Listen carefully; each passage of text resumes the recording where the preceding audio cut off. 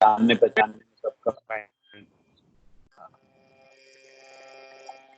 Okay, या तो hi Amit sir, good morning. Good morning Unmesh, how are you? बिल्कुल बिल्कुल, आई एम फाइन। अंदर से हमें गुड मॉर्निंग कहना ही होगा, अच्छी अच्छी पॉजिटिव बातें करनी होगी। वेल, सबको बता दूं कि 7 समुंदर पार इस वक्त है, अमित सर इस वक्त यूएस में हैं और हम सब जानते हैं। ज्यादा मैं इसके बारे में बातें नहीं करूंगा। मैं चाहता हूं कि अमित सर खुद बताएं। सर, शॉर्ट में जो ऑफ एयर आप बता रहे थे हमें, माहौल इस हुँ। वक्त धीरे धीरे करके हम पॉजिटिव वे में सोच सकते हैं। कैसा माहौल है वहाँ का अभी? अ, इस समय जो माहौल है वो ख़ैर सारी दुनिया मुझे न्यूज़ रिपीट करने का फ़ायदा नहीं। लेकिन यूएस में सबसे ज़्यादा केस पाए गए हैं। लेकिन अच्छी बात ये है कि खुद इंडिविजुअल तौर पे लोग सोशल डिस्टेंसिंग को बहुत सीरियसली लिया है और जिसकी वजह से आई थिंक हालाँकि यूएस बहुत बड़ा है, लेकिन अगर मैं कैलिफ़ोर्निया की बात करूँ तो ऐसे आसार अब सुनने में आ रहे हैं। आई थिंक कल ऐसा गवर्नर ने अनाउंस किया कि विदिन अ वीक शायद हम लोग कुछ-कुछ एरियाज़, कुछ-कुछ चीज़ों को अपने फ़ील देना शुरू कर सकते हैं। So that's a good sign. I think हम लोग सब कहीं न कहीं एक होप पे थे, एक छोटी-सी रोशनी टनल के उस साइड दिखना शुरू हो, फिर वो धीरे-धीरे करके बड़ी हो। So I think step by step ही जाना पड़ेगा, इसके अलावा कोई चारा नहीं है। एंड आई थिंक जो नया नॉर्मल है, वो कुछ नए कंडीशंस के साथ होगा कुछ महीनों का। So I think we all should adopt to new things. That's what we are बिल्कुल, वी शैल taking. ओवरकम। ये अभी इस वक्त एक शहर, एक देश की बात नहीं है, पूरे दुनिया की बात है और एक साथ मिलकर हमें इससे आगे बढ़ना है। अमित सर, परेशानियां बहुत सारी हैं, लेकिन आपके साथ जब हमने बातें करनी शुरू की है, तो मैं बहुत तरह की बातें करना चाहूँगा क्योंकि इस वक्त हमारे पास, हम दोनों के पास इस वक्त थोड़ा है। तो मैं जानना चाहूंगा, आप हमेशा से मेरे फेवरेट रहे हो, बहुत सारे चैलेंजिंग रोल्स में आप नजर आए और अब एक नए प्रोजेक्ट में नए तरीके से आप इस वक्त यूएस में है, क्योंकि एक बहुत ही बड़ा ड्रीम प्रोजेक्ट है आपका। उसके बारे में भी हम बातें करेंगे। लेकिन अमित सर, सबसे पहले जानना चाहूंगा, करियर की शुरुआत आपकी बहुत सारे अच्छे अच्छे रोल्स में नजर आए, शुरुआत कैसी रही, थोड़ी सी अगर हमारे साथ शेयर करें। शुरुआत मैं तो बड़े सुनहरे सपने लेके आया था, सोचा था बस इंजीनियरिंग जब खत्म कर रहा था उसके बाद सोचा कि बस दोस्तों यारों की नज़र में आप ऑलरेडी एक स्टार होते हैं, तो वो मैंने स्टारडम थोड़ा ज़्यादा सीरियसली ले लिया। ओके। और इंजीनियरिंग खत्म करने के बाद लगा बस कुछ महीनों की बात होगी, लेकिन वो कुछ महीने 7 साल में बीत गए, जहाँ पे मुझे अपना पहला अच्छा ब्रेक, अगर जिसको मैं कहूँ, जो रातों-रात एक तरीके से कहते हैं ज़िंदगी बदल जाना, तो वो ब्रेक आया कुसुम के रूप में। जी। और मैं उसका काफ़ी आभारी हूँ। उसमें उस रोल के लिए क्षितिज जो कुसुम में मैं प्ले करता था, रोल वो अपॉर्च्युनिटी मुझे दी। और फिर वहाँ से जो 7 साल का सफ़र जैसे यूँ एक चुटकी में गायब हो गया, तो I think patience, perseverance and कहीं न कहीं एक तरीके से लगन या पैशन जिसको कहें, वो काम आती है। आदमी को अपने सफ़र में, अपनी जर्नी, अपने गोल की तरफ कोशिश करते हुए बढ़ते रहना पड़ता है। अपने अपने सफ़र से तो मैंने यही सीखा। और सो 7 साल बाद या उसके बाद एक के बाद एक भगवान की दया से अच्छे किरदार प्ले करने को मिले। ख़ासकर ज़्यादा से ज़्यादा मैंने काम बालाजी के संग किया था एकता के साथ, कि वही एक नया पूरा मेरी, जैसे मुझे याद है 3-4 साल से जैसे संक्रमण या उस जी। स्टूडियो में ही मेरी ज़िंदगी जैसे पूरी बन गई थी। उसके बाहर की दुनिया तो एक अलग दुनिया लगती थी। तो अच्छा है, when I look back now, by grace of God, everything what TV has given me, I am so thankful God.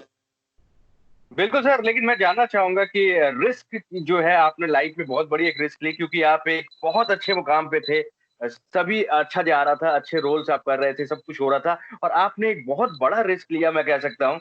और हम चाहेंगे कि जो आपने रिस्क लिया वो अब सक्सेसफुल हो, क्योंकि इतना बड़ा एक प्रोजेक्ट लेकर आप वहां पहुंचे हुए हैं इस वक्त यूएस में। तो अचानक से एक ख्याल कैसे आया कि हमें एक हॉलीवुड प्रोजेक्ट पे काम करना चाहिए, इसके लिए हमें यूएस में शिफ्ट हो जाना होगा पूरे फैमिली के साथ? बहुत बड़ा सर ये रिस्क था, क्या लगता है अब आपको?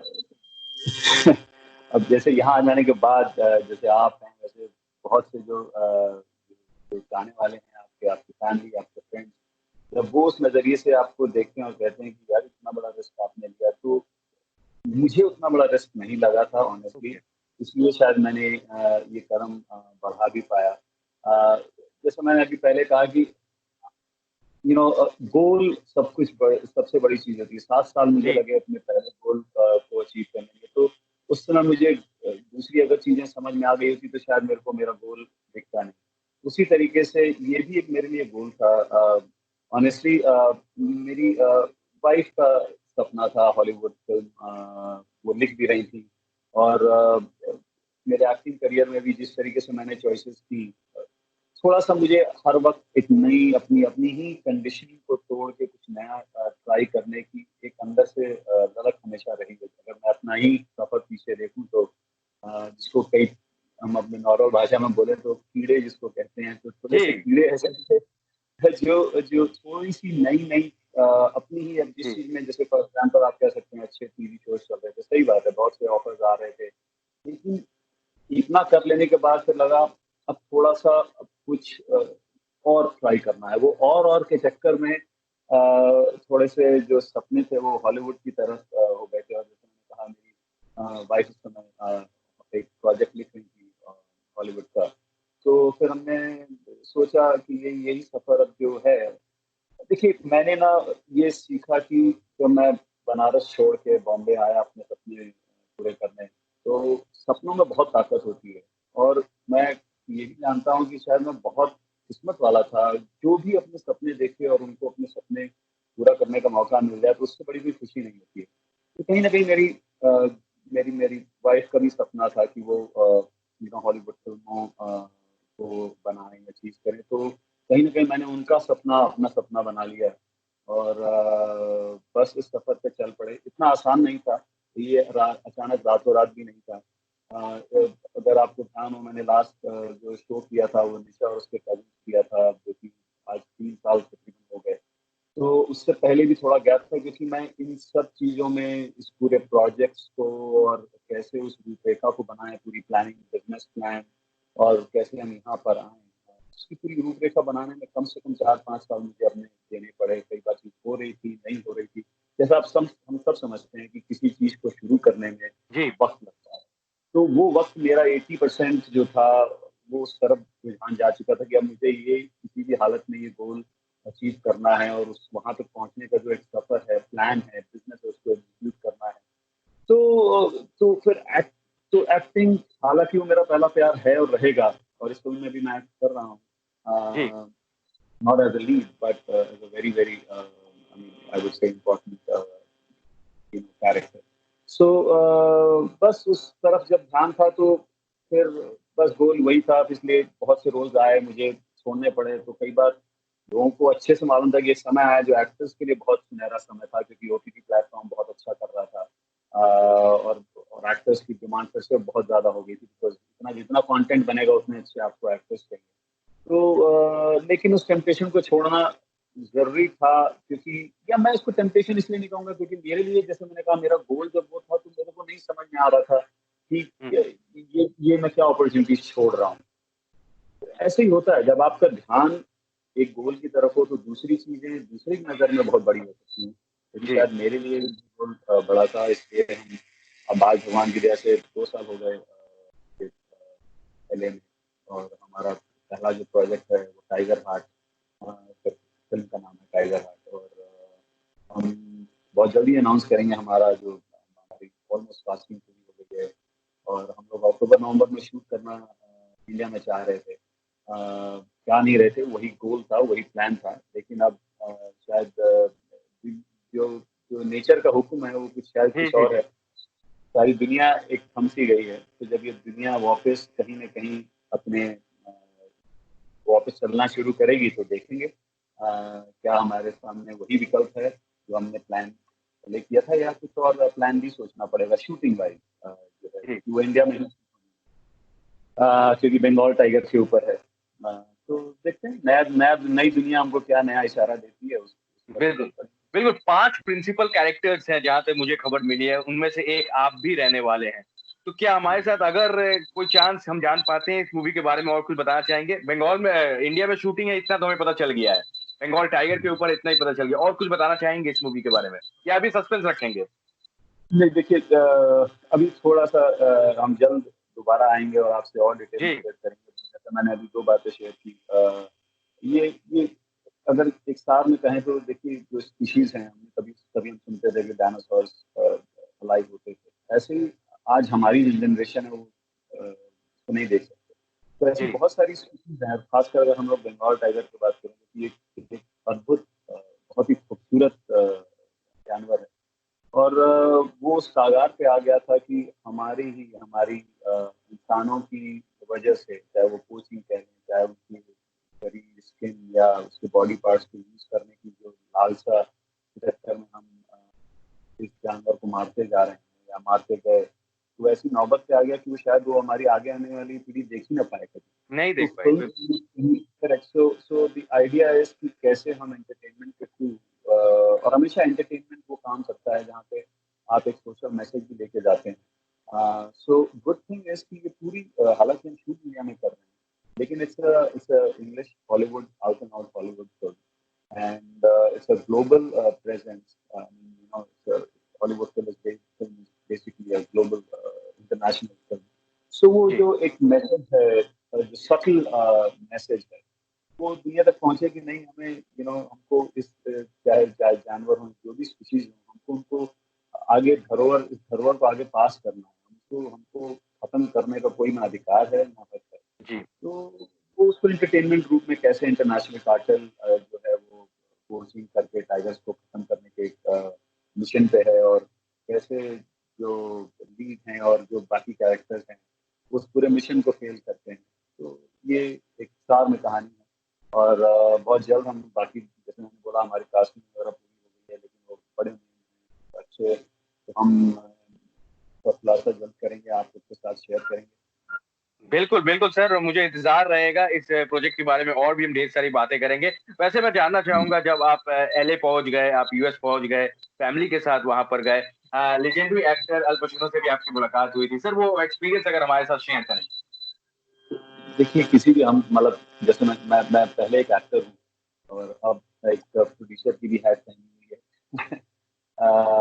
लेकिन एज एन एक्टर, जब आप दूसरे ऐसे, आई मीन, आप कहें, चाहे वो बच्चन हो, अमिताभ बच्चन हो, चाहे वो अल पचिनो हो, ऐसे जो लेजेंडरी एक्टर्स हैं जिनका बॉडी ऑफ वर्क, जब आप उनको स्क्रीन पे देखते हैं तो जी एक अलग ही अद्भुत सी फीलिंग होती है। तो जब मैं उनको पहली बार मिला, मुझे यकीन ही नहीं हुआ एक तरीके से कि, आई मीन, उनका कद बहुत छोटा है, लेकिन उस छोटे से कद ने भी उस तरीके का एक प्रेजेंस और ऑरा क्या बात। क्रिएट किया कि जब वो बोलते तो कद, इतना छोटा कद लेकिन इतनी इतनी बुलंद एक तरीके से जो पर्सनालिटी है, वो तभी होती है जब कहीं ना कहीं आपका कन्विक्शन, आपका बिलीफ जो है किरदार को लेके, अपने आप को लेके बहुत ही स्ट्रांग होता है। तो ऐसी एक एक फीलिंग लेके जाना बहुत मुश्किल है, लेकिन it was, I think, definitely one of the highlight of my life, when I got the opportunity to meet him. So inspiring, at the same time what was most beautiful कि इतनी बड़ी शख्सियत होने के बावजूद भी बड़े ही डाउन टू अर्थ, बड़े ही सिंपल। तो that's what it should be. वो बात मुझे उनकी बहुत अपीलिंग लगी कि बहुत ही डाउन टू अर्थ, बहुत ही हम्बल, सिंपल, जैसे जैसे जो हैं सो हैं, आप हैं सो हैं, वो आप कर रहे हैं, चाहे वो एक्टिंग, वो एक आपका पेशा है, तो उसको पेशे को पेशे की तरह रहने दें, और जी जो आप इंसान हैं वो इंसान रहें। अगर अ, ये बात बहुत अच्छी लगी। मैंने आई थिंक कहीं ना कहीं अपने जीवन में उतारने की भी कोशिश की। So that's what I think inspires us. क्या बात है, क्या बात है सर। मैं जानना चाहूंगा, बनारस का एक बंदा मुंबई पहुंचा, मुंबई से अब एलए पहुंच चुका है। दो तीन मैं सवाल आपसे पूछना चाहूंगा, क्योंकि अभी हमारे पास वक्त भी बहुत ज्यादा है। टाइगर हट लेकर हम बाद में बातें करेंगे और खुलकर। तो ये शुरुआती दौर में एक बार फिर से अगर हम जाएं, आपको क्या याद है पहली इनकम जो आपकी हुई थी शूटिंग, या पहले पॉकेट मनी के लिए आपने की हो, वो इनकम आपको याद है? कितने पैसे आपने हाँ कमाए थे? हाँ हाँ, मुझे मुझे अच्छे से याद है। मुझे 1500 रुपये मिले थे। I think it was CEAT का एड होता था, प्रेस एड था उस ओके। समय। अ, तो वो जब मैं बॉम्बे में था, वो मेरी पहली कमाई थी सीएट के प्रेस एड के लिए, मॉडलिंग। तो हाँ, वो मेरी पहली कमाई।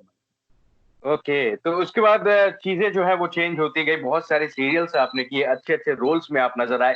कोई एक किरदार आपका जो आपको लगा कि हाँ ये जो किरदार था बहुत चैलेंजिंग था, इसे करने के बाद मेरे लाइफ का कुछ टर्निंग पॉइंट जो कहा जाता है, इसके बाद लोग पहचानने लगे और ज्यादा हमें काम मिलने लगा, कोई ऐसा एक किरदार जो शेयर करना चाहेंगे? हाँ, जैसे मैंने अभी आपसे कहा रातों रात आई मीन कुसुम जब मैंने किया कुछ तो Kusum was the complete turning point. उससे पहले मैंने एक फ़िल्म भी की थी पंकज पराशर जी की uh, how can I forget the name Inteqam Manoj Vajpayee, Isha Koppikar और मैं और मैंने कुछ और mission impossible I mean mission फ़तेह, सहारा वगैरह टीवी पे और कई मैंने छोटे-छोटे किरदार किए लेकिन वो सब कहीं वो मतलब फिर से एक नई शुरुआत, फिर से आप मतलब करेगा। लेकिन कुसुम ने रातों रात चीज़ बदल दी। चीजें बदल। Within within I think 2-3 days जब प्रोमोज़ आने लग गए तो कहीं भी अचानक आप जा रहे हैं तो आप तो उसी फ़िल्म में जा रहे हैं लेकिन अचानक आपको लोग पहचानना शुरू कर दे रहे हैं बिकॉज़ उसकी व्यूवरशिप इतनी ज़्यादा थी। जी। तो उसने अचानक एकदम बदल दिया and then right after that I think very soon Ekta told me to that मुझे याद है मैं स्विमिंग कर रहा था और मुझे फ़ोन आया तो मैंने साइडों से मैंने देखा बालाजी करके फ़ोन था मैंने उठाया तो बोलते हैं सर कल आप मुझे कल शूट नहीं करना था तो बोलते सर आप कल शूट कर मैंने कहा नहीं मुझे कल शूट नहीं कर रहे हैं तो उन्होंने बोला नहीं सर आप एक ने बोला है आप कीर्ति में साहिल का कैरेक्टर प्ले करेंगे मतलब मेरे लिए वो इतनी और जब मैं मुझे आज भी याद है जब मैं पहला शॉट दे रहा था कुछ पीछी का कुसुम के सेट से मैं वहाँ गया तो मेरी जो को स्टार थी शिल्पा अग्निहोत्री अ, जो गंगा का किरदार प्ले करेंगी उन्होंने मुझसे बोला कि अब तूने किसी ने ये जो पहला शॉट दे रहा है इसके बाद तू देख जैसे सब कुछ बदल जाएगा क्या बात। लिटरली क्योंकि की टीआरपी उस समय 20 के आसपास होती थी 22 ऐसे मतलब 18 तो व्यूअरशिप आप खुद समझ सकते हैं कि क्योंकि साल की क्योंकि साल की कभी बहुत की जो टीआरपी थी तो उसके बाद तो मतलब जैसे I never to look back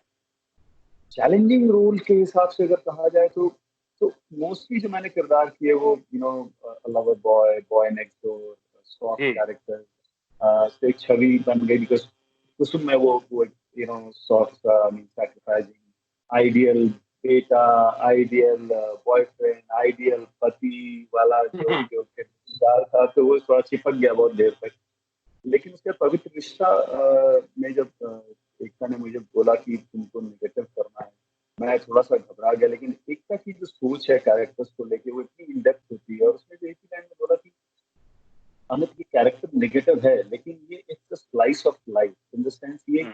हर, हर ये सोसाइटी में बड़ा ही नॉर्मल सी बात है विच इज कि आप already it was about I think I would से extramarital affair, a guy who's a good guy, who has अच्छा फैमिली मैन है, लेकिन he also has an affair outside. हम्म। सो कहीं ना कहीं एक नेगेटिव जो उसकी अप्रोच थी चीज को लेके लेकिन वो the way she treated was just that it's just another slice of life. So it was very challenging for me to just it is a negative character. I never did something like that, but it was the way she conceived it, the way उन्होंने उस किरदार की जो छोटी छोटी बारीकियों को जिस तरीके से सामने रखने की कोशिश की that was beautiful. So that was so it was challenging. It was I mean it was just not out and out negative जहाँ पे आप एकदम मालूम है विलेन जैसा चीज कर लेकिन सो मेरे लिए नेगेटिव प्ले करना बड़ा चैलेंजिंग था और ऑनेस्टली उसके बाद फरूक पिस्ता के बाद इतने नेगेटिव लीड्स की मतलब ऑफर आने लगे कि मैं तो लिटरली घबरा गया था मैंने लिटरली उसके बाद मैंने कोई नेगेटिव कैरेक्टर लिया नहीं आई थिंक या so that was challenging to play negative character okay, आपको क्या लगता है सर, एक अच्छे एक्टर की क्या पहचान होती है, क्या क्या क्वालिटीज होनी चाहिए उनमें? अच्छे एक्टर की जो सबसे बड़ी आई थिंक क्वालिटी होनी चाहिए अच्छे ऑब्जर्वेशन होना हम्म। चाहिए जितना आप अंदर से खाली हैं या खाली रख पाएंगे आई थिंक किसी भी किरदार को जो आप ले रहे हैं तो उसकी जो बारीकियां हैं उसकी जो सोचने का तरीका है उसके मैनरिज्म हैं वो तभी आप अडॉप्ट कर पाएंगे जब आप अपने आप से नहीं भरे पड़ेंगे like I ji.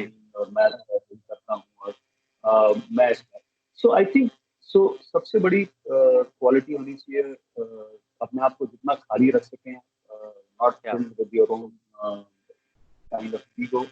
And at the same time, if you have a very good observation power. So जैसे आप चीजों को अच्छे से ऑब्जर्व करते हैं, वो कहीं ना कहीं आपके जी, एक तरीके से अंदर आ बैंक जाता में जाओ, है।